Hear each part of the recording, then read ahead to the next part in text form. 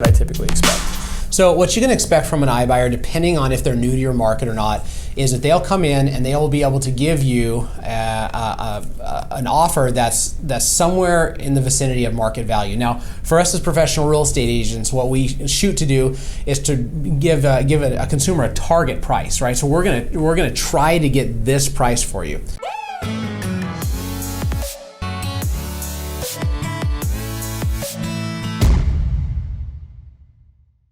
I'm sitting here with my business partner, Reed, and we were talking about iBuyers.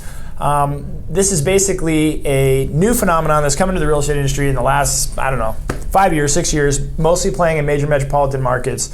But iBuyers are instant cash buyers for people property. That's right. So if I'm a home seller, typically in the past, what I've done is listed my house on the market either myself, or I've hired a real estate agent to sell my home and they list it on the market. Right.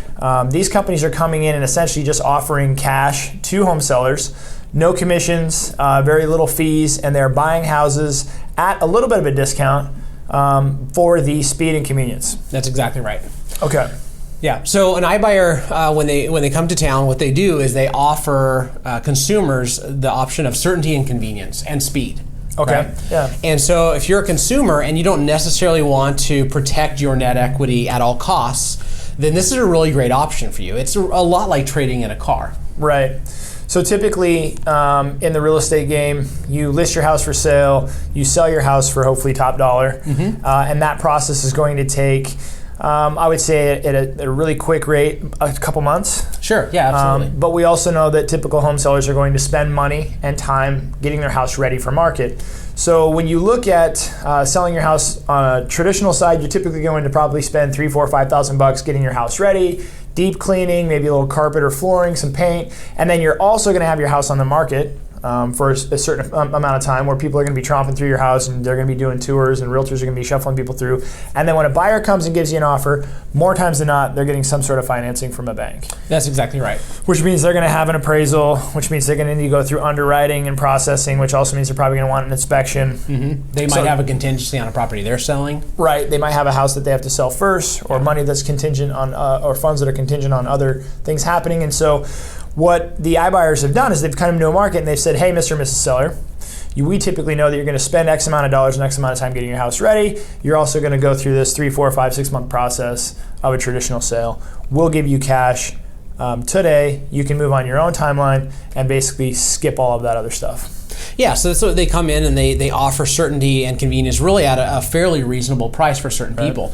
And in a lot of markets around the country right now, the markets are very, very constricted. And so if you have a family who's looking to do a buy-up, they're competing with sometimes all cash offers. They're competing with other people that don't have contingencies, and so now they have their house that becomes a liability to their future. And so this becomes even more alluring in these type of markets that we have right now. Yeah, and I kind of refer to that as like the buyer's paradox. Essentially, you have a lot of people who have been in their house and maybe they're ready to upgrade or go to a bigger home, their family or whatever is growing, but they can't buy until they sell their house and unlock the equity that's inside of their home that they can't tap without selling their house. Yeah. Right? So in these scenarios, when you're looking and the market's competitive and you're a home buyer, but you need to sell your house first, either you have no choice but to make a contingent offer on the sale of your home. Right. Or to sell your house first, and now you're in a situation where maybe you don't have anywhere to go, right? So you're living at mom and dad's house or, I don't know, on the street. Yeah, yeah. Well, it kind of is a scenario that doesn't really work well. Right. So and that ends up holding people back from a lot of times making that transition. It does, and that affects them. That affects us in the industry. It's a situation that's just not a great situation all around. Right. So tell me, if I'm a home seller and an iBuyer's coming to bring me an offer, like what could I typically expect?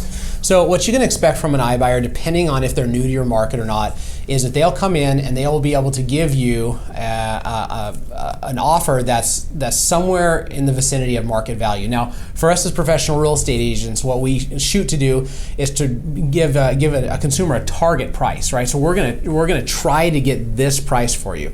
The actual market price may or may not be that. And so an iBuyer is going to come in and they're going to make an offer based off of what they think the actual no kidding market value of the house is. Right. What they're going to do after that is they're going to hit you with a whole lot of fees that cause them to be able to do what they do, and then they're going to go through the same inspection process. And if anything comes up on the house, they're not just going to eat that, but they're actually going to go to you and they're going to have you reduce the amount of the offer that they're giving you.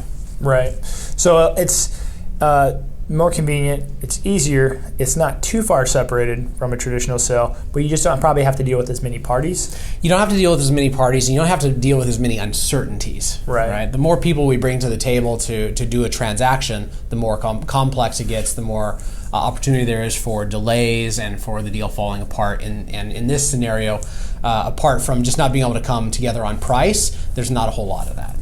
Gotcha.